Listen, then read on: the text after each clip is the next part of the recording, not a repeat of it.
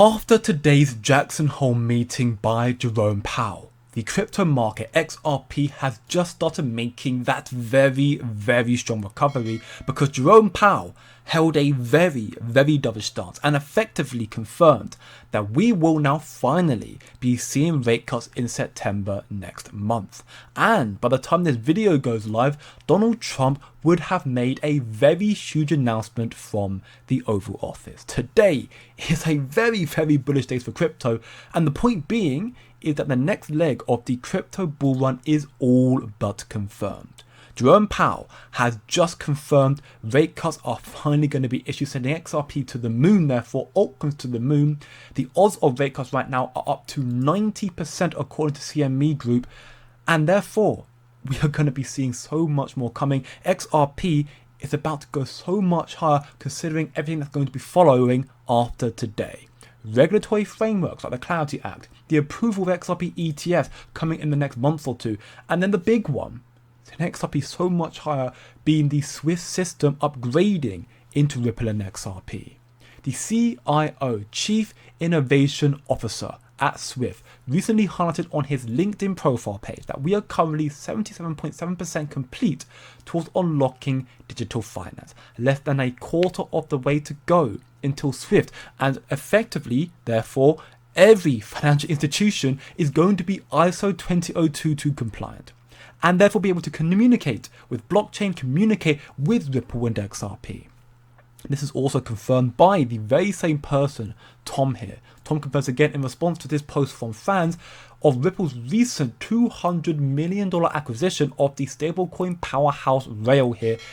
Tom confirms this is another checkmate move by Ripple and XRP, which is a bombshell announcement coming from SWIFT. Saying that about Ripple and XRP, the infrastructure behind money is evolving so fast, but not everybody knows how to navigate it. Evidently, SWIFT are learning, but Ripple and XRP are the ones leading the way. Have been doing for a while now, and SWIFT knows this, which is why they have confirmed, or it's been confirmed, they plan to upgrade into Ripple, as confidential institutional investor presentation here confirms that in this interview. Listen very closely. There are many use cases now, very successful investment use cases, and I won't go through these in detail other than to say very briefly that there are good reasons why a lot of value is being captured. So if you look at number one, as I already mentioned, we need infrastructure to allow for the digitalization of finance and commerce. And that's being created by companies with names like Anchorage and Fireblocks and Kraken and so on. And these are digital custodians or wallets or marketplaces. And we're investors in all of those, are ones that we show as examples here. In terms of monies and commodities and assets, the same thing is true. We're taking things like SWIFT or Visa or MasterCard, and we're upgrading them into digital equivalents, which have names like Ripple or Yellow Card. And we're digitalizing monies like the US dollar into things like Tether and Circle, and we're an investor in Tether and Circle as well. At the commodity level, we can take gold, and you can buy and sell gold physically or through derivatives like ETFs. But we are now tokenizing gold, so you can buy and sell gold over digital wallets and digital infrastructure with things like Pax Gold. So we can do it with traditional commodities. Of course, Bitcoin and Ethereum are new to the world commodities, and we were early investors in them as well. And then you can do it with any other asset. So we can actually take any asset, like the example here, a money market fund from BlackRock. We can tokenize that and make that money market fund called BUIDL be available in digital infrastructure anywhere in the world, 24/7. And that's why BlackRock's so excited by the tokenization of other real-world assets. Now, if for whatever reason that was not enough confirmation for you, then we also have this document here from Smoke. Recent document from August 2025, so this month, which highlights smart money confirming the relevance of ISO 20022 to XRP. Wellington Altus private wealth document here, a top-rated Canadian investment dealer with nearly $40 billion in AUM. They are the ones confirming XRP's direct connection and links to ISO 20022. They are a very big company here. And the report states that ISO 20022 is replacing the old Society for Worldwide Interbank Financial Telecommunications, being SWIFT, messaging system, and that RippleNet, powered by the digital asset XRP, is fully compliant, allowing XRP to act as a bridge currency for fast, low-cost cross-border payments. confirmation right there. So this upgrade, which again, 77.7% complete, will be destined to be 100% complete by November this year, which will enable banks and payment systems worldwide to communicate seamlessly and through Ripple and XRP, with RippleNet and the XRP ledger connecting to blockchain. It's not speculation, it's confirmation, it is official.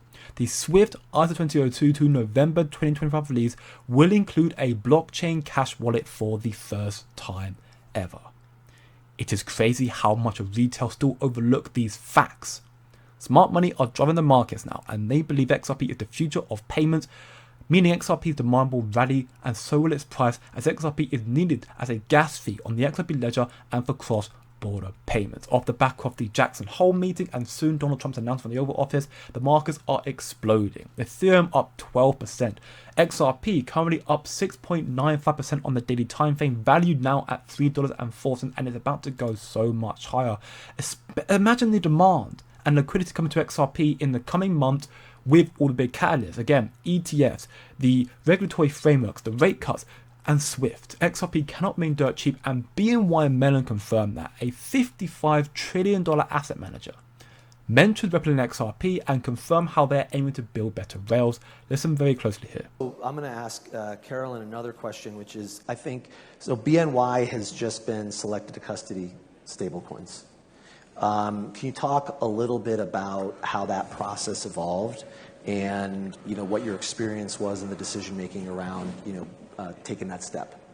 Sure. So for quite a while, we've been enabling stablecoins, like Circle and others. The announcement, I think, is Ripple, OpenEden recently as well. What we're really focused on is the enablement and the ecosystem. So how do we actually think about this concept? We said there's treasuries underneath. You need bank accounts, you need payments. So all of these things we do to enable the stablecoin. We sort of inside we call it stablecoin in a box because we actually can enable all these things, and we have lots of partners around that do much of the pieces as well. And together, what's important is that this is about better rails, and I think Nathan said it as well. We really, if there's a pain point, if you will, for a client, how can these rails enable that? So from our perspective at BNY, what we're really focusing on is how do we enable the stable coins to actually save our clients money, to create better, cheaper, faster ways, reduction in capital and these efficiencies. So that's one really important thing for our clients. And the second thing is the role we play in this central position. Our vision is that by being the custodian and the enabler and manager in some cases for the treasuries of these stable coins, we can ultimately, in a future state, interoperate between all of them. And that interoperability, imagine a world where you have treasuries in one stable and treasuries in another, all sitting at BNY. It's a book entry in many ways. The question is, how do you have 24/7 treasuries? Or if you have a cash account and a cash account, enabling between inside BNY for the tokens to move 24/7 and the underlyings to move 24/7, that's what we're focused on. So what we're comfortable with is enabling our clients who are stablecoin issuers, who are settlers of transactions. We have 55 trillion in assets in custody. Imagine if all of those wanted to trade on blockchain within the BNY network or outside. That whole system, if you will, can be enabled through BNY. And that's what we're focused on. So hopefully that explains it. But imagine if there are loads of stable coins and everything could just move in ledger within BNY from treasury to treasury to treasury, from one to the next. That's what we're focused on. That's what we're trying to help, and to scale stable coins and then yielding coins, if you will. So Carlos brought up a product that exists that's yielding of stable coin. It's the same investment guidelines as a stable coin, but actually gives yield. So imagine just going back and forth, checking account, savings account, checking account, savings account. Ultimately, we would love to be able to do that for the system, and that's how we're comfortable. The biggest bull run of our lives is incoming. Markets at all-time highs, and now rate cuts are incoming. ETF, regulatory frameworks, the whole works. Swift is coming to XRP. XRP will replace Swift, therefore making us early investors become millionaires, in my belief. And we are still, to the most part, very early. So to find out more, to stay more locked in and up to date, come check out the VIP, wop.com/coinfactory, from alpha institutional research documents, educational courses, trade alerts, so much more. Check it all out for free for 7 days. Link down below in the description. And remember, as always, do your own research. Don't look short term, think long term. and I'll see you in the next one.